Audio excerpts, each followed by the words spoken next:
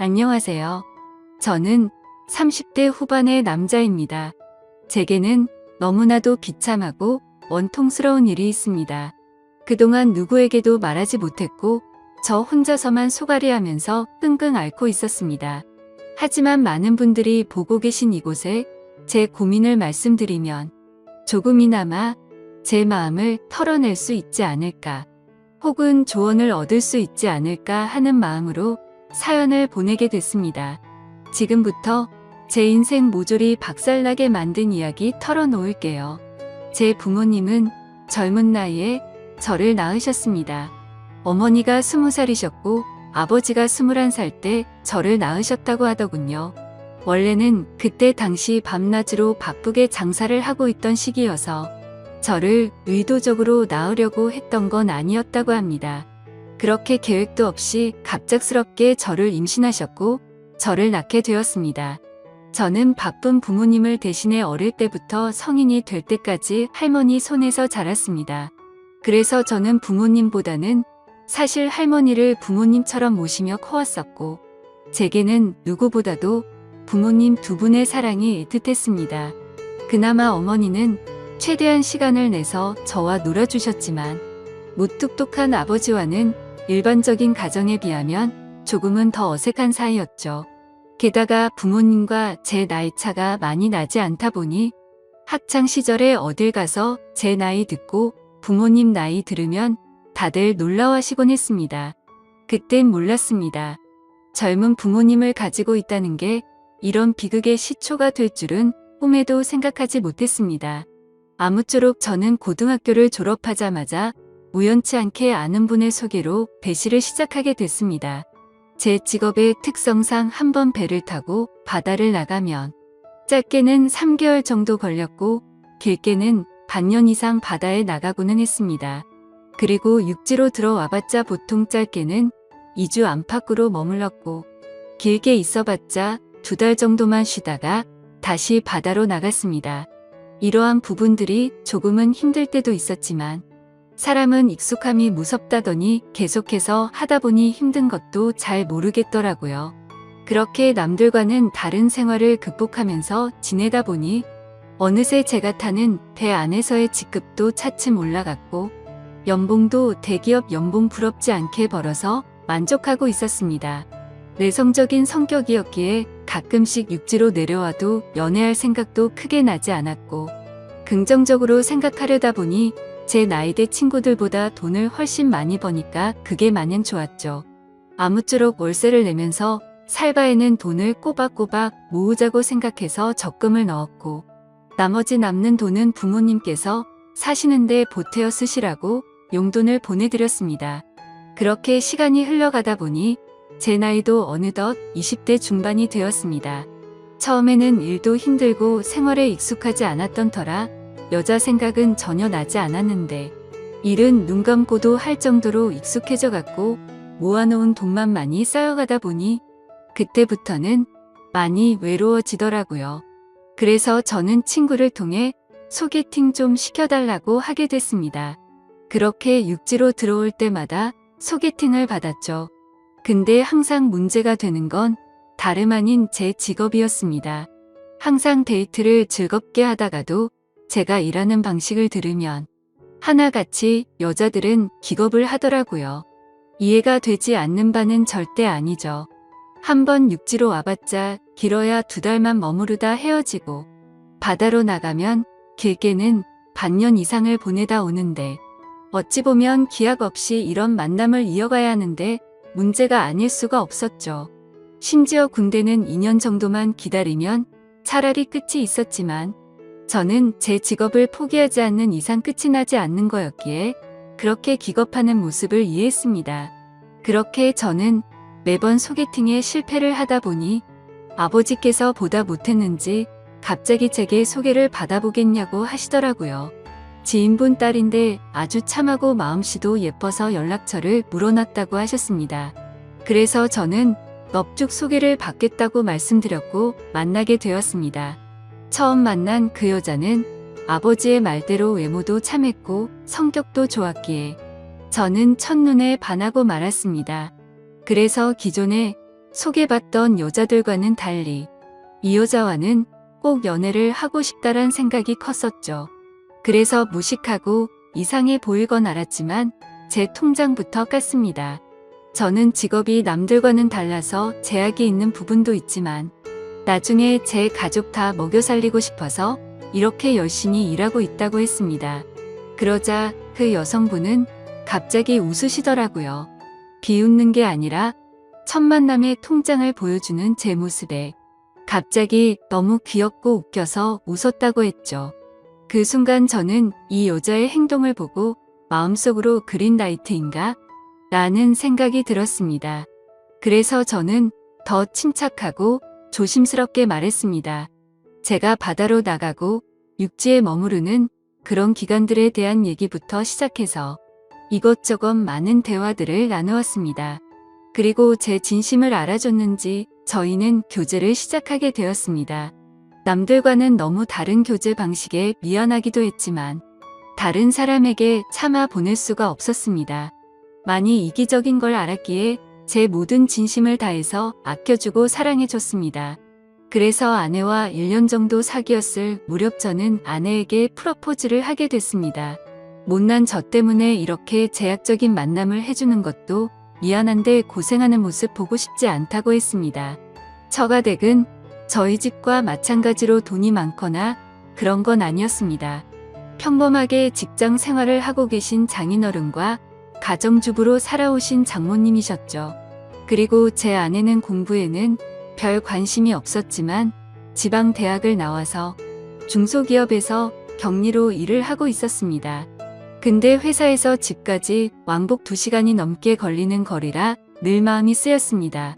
그래서 저는 그런 아내를 더 편하게 해주고 싶은 마음과 평생을 함께 하고 싶은 마음에 결혼하자고 하게 되었던 거죠. 하지만 예상대로 아내는 쉽사리 수락을 하지 않았습니다. 제가 싫지 않고 만나서 함께 있으면 너무 행복하고 좋은데 바다로 한번 나가면 너무 오랫동안 못 보는 게 어느 정도 걸린다고 하더라고요.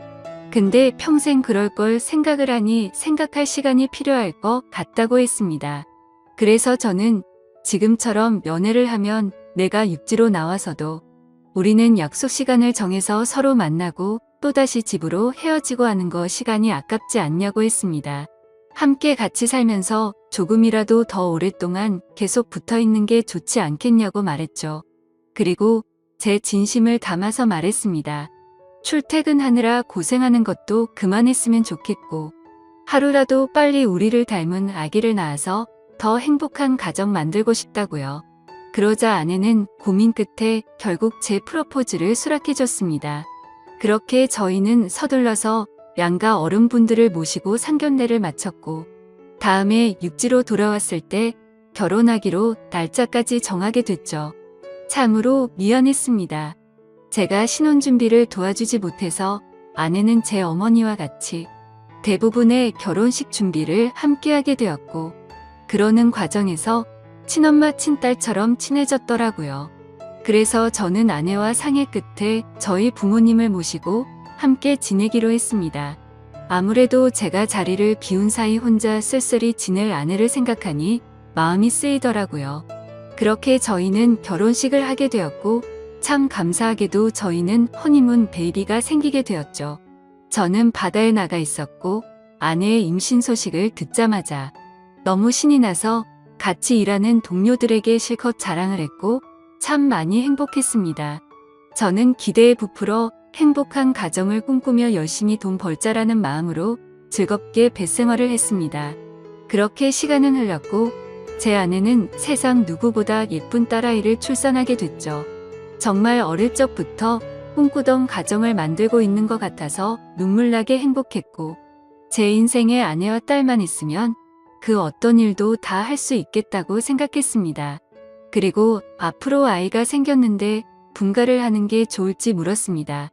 아내는 제 말처럼 혼자 지냈으면 무섭고 외로웠을 것 같다며 부모님과 지내는 게 지금은 생각보다 좋다고 만족해 하더라고요. 저희 부모님도 아내가 참 예쁘고 일도 잘해서 너무 사랑스럽다고 칭찬 일색이셨고 같이 지내면서 손주도 보면 좋을 것 같다고 하셨습니다. 그렇게 저는 모든 것이 다 완벽하다고 느끼고 있었습니다. 하지만 그 완벽한 날들은 오래가지 못했습니다. 정말 슬프게도 제 어머니가 갑작스럽게 교통사고로 돌아가셨습니다. 길을 가다가 급히 무던 횡단을 하시다가 달려오던 차에 치여서 세상을 떠나시게 된 거죠. 그때는 어머니를 잃은 슬픔에 잠겨 다른 생각들은 전혀 할 수가 없었습니다. 그로 인해서 앞으로 벌어질 비참한 비극은 생각조차 못했습니다. 어머니를 잃은 슬픔에 잠시 일을 쉬었고 저는 다시 저희 가정을 먹여 살리기 위해 다시 배를 타기 시작했습니다. 그래서 그날부터 저희 집에는 제 아버지와 아내 그리고 딸아이만 있었죠. 어머니를 잃게 됐지만 아버지는 생각보다 괜찮으셨고 제 아내는 우울 증세가 올 정도로 많이 슬퍼했습니다. 친엄마처럼 따르고 지냈었기에 정말 많이 힘들어 하더라고요. 그래서 저는 아내가 걱정되어서 시간이 날 때마다 연락을 했고 아내는 걱정 말라며 괜찮게 지낸다며 시아버지 또한 잘 지내고 있다고 하더군요. 그런 모습에 저는 점점 아내의 우울 증세가 나아지고 있구나 하고 안심을 했습니다. 그렇게 제 어머니가 떠나가신 지 1년이란 시간이 지났습니다. 제가 다시 바다로 떠난 지 얼마 안 되어서 아내는 임신을 했다고 연락이 왔습니다. 그때도 첫 아이를 가졌을 때처럼 저는 정말 미친 듯이 기뻤습니다. 하늘나라로 가신 어머니가 저희 슬프게 지내지 말라고 선물로 아이를 보내줬다고 생각했습니다. 그날은 어머니 생각이 더 많이 나서 눈물로 밤을 지새웠던 것 같아요. 시간이 또 빠르게 흘러갔고 제 아내는 둘째로 사내 아이를 출산하게 됐습니다. 저는 제 어깨가 더 무거워졌지만 행복했습니다. 사랑하는 아내와 제 2명의 자식들을 위해선 못할 게 없었으니깐요. 이 세 사람을 제 인생의 축복이라고 생각하고 사명감을 갖고 더욱 열심히 살았습니다. 그런데 뭔가 이상한 점이 분명히 있었습니다. 제가 한 번씩 육지에 머무를 때를 생각해보면 아버지는 둘째 아들을 유독 좋아하셨습니다. 첫째 손녀를 낳았을 때는 보여주신 적 없던 모습들을 종종 보여주셔서 뭔가 이상했죠. 손녀 때는 그냥 좀 시큰둥하시던 분이 둘째는 너무 사랑스럽게 대하시기에 저는 단순히 딸이 아니라 사내 아이라서 저렇게 좋아하시는 건가라고 생각했었습니다.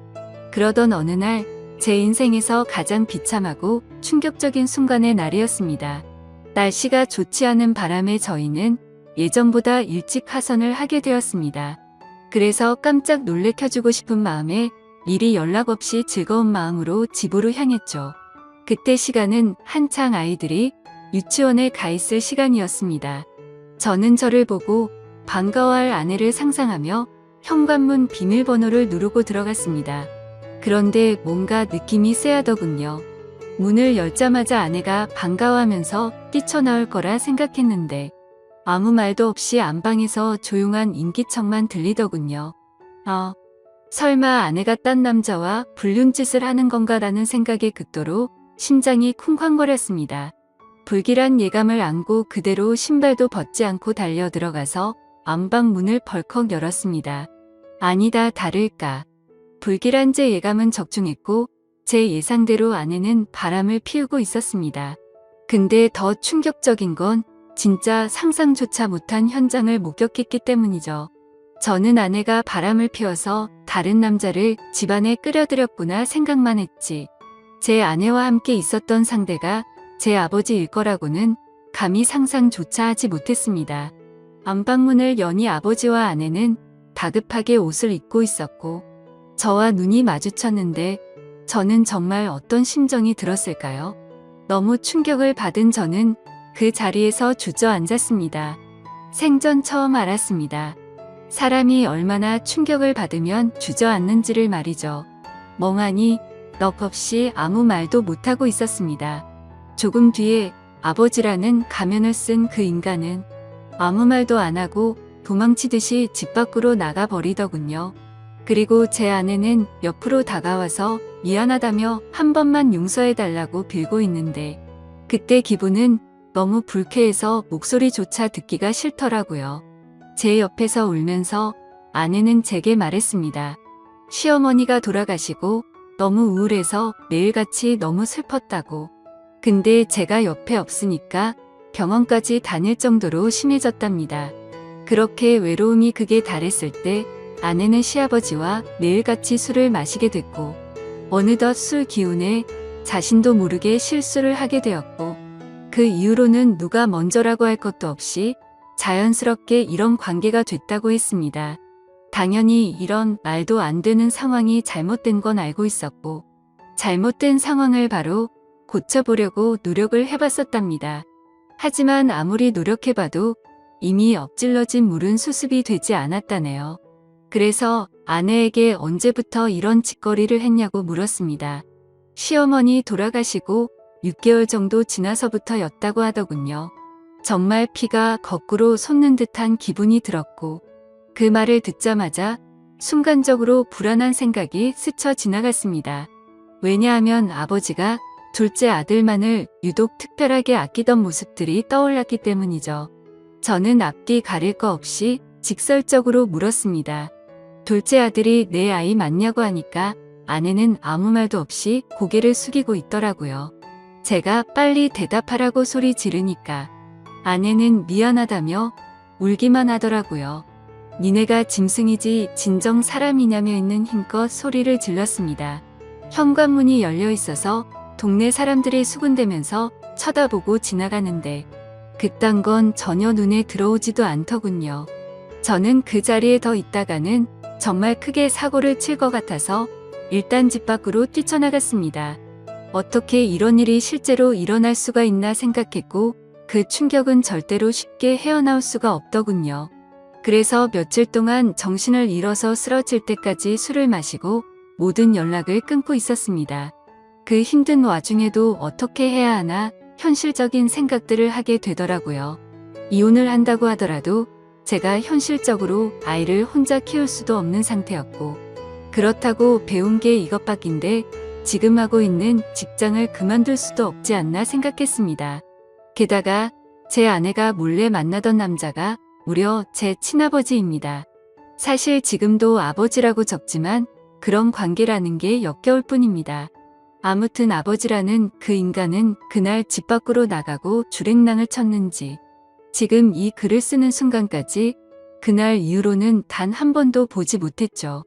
결국에 며칠 동안 정신없는 시간을 보내다가 역겨운 마음에 차마 돌아가기 싫었지만 현실적인 문제들을 안고 집으로 들어갔습니다.